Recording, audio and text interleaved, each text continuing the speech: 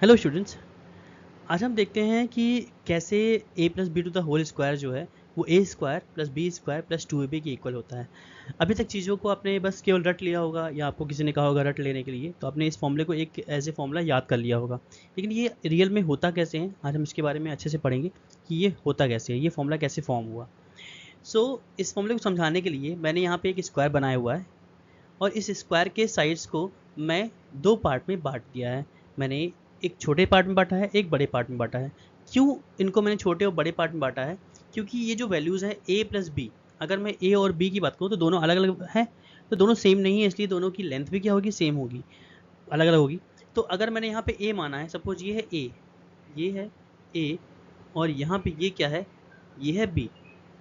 तो ध्यान से देखिए, मैं सारे पार्ट को अगर मैं बांटूंगा तो ये हो जाएगा a, ये हो जाएगा b, इधर से ये हो जाएगा a, ये हो जाएगा b, इधर से ये हो जाएगा a और ये हो जाएगा b। अब अगर मैं यहाँ पे देखूँ तो ये क्या है, एक स्क्वायर है। तो स्क्वायर का एरिया क्या हो जाएगा, स्क्वायर के एरिया का फॉर्मूला होता है साइड स्क्वायर। और साइड का लेंथ क्या है, साइड का लेंथ है a प्लस बी, है ना साइड। तो इसका स्क्वायर अगर मैं कर दूं तो मुझे क्या मिल जाएगा, एरिया ऑफ स्क्वायर मिल जाएगा। तो अगर मैं इस एरिया ऑफ स्क्वायर को मैं पार्ट्स में निकालना चाहूँ, जैसे कि इसमें कितने पार्ट्स हैं, 4 पार्ट्स आपको दिख रहे हैं। अगर मैं इस पार्ट का एरिया निकालूंगा तो साइड क्या है इसके, a और a है, तो एक स्क्वायर कॉर्नर बन रहा है, तो इसका एरिया क्या हो जाएगा, a स्क्वायर। इधर इधर की तरफ देखें, जो जिसका जिसका साइड b है, तो इसका एरिया क्या हो जाएगा, b into B, B square. अब बचे हुए दो साइड्स जो शेप्स हैं वो क्या है, रेक्टेंगल बन रहे हैं, क्योंकि एक तरफ से b है और एक तरफ से क्या है, a है। इसका एरिया आ जाएगा a इंटू बी। और अगेन इधर का एरिया क्या आ जाएगा, a इंटू बी, क्योंकि इसके लेंथ अलग अलग हैं, a और b अलग अलग हैं, इसलिए उसको वो रेक्टेंगल फॉर्म कर रहा है। और रेक्टेंगल का एरिया क्या होता है, साइड l इंटू बी।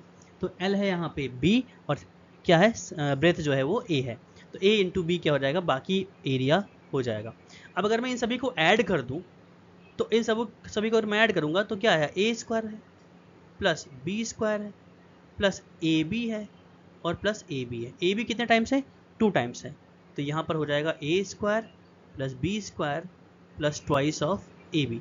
तो मैंने जब सबको ऐड किया तो एरिया ही तो आया, और एरिया किसके इक्वल था, a plus B to the whole square के इक्वल था। तो ये भी क्या है, a plus B to the whole square कहिए या a square plus B square plus 2ab करिए, दोनों सबको मैंने ऐड कर दिया तो मुझे एरिया ही मिल गया। तो इस तरह से a plus B to the whole square का फॉर्मूला फॉर्म होता है। होप्स आपको समझ में आया होगा।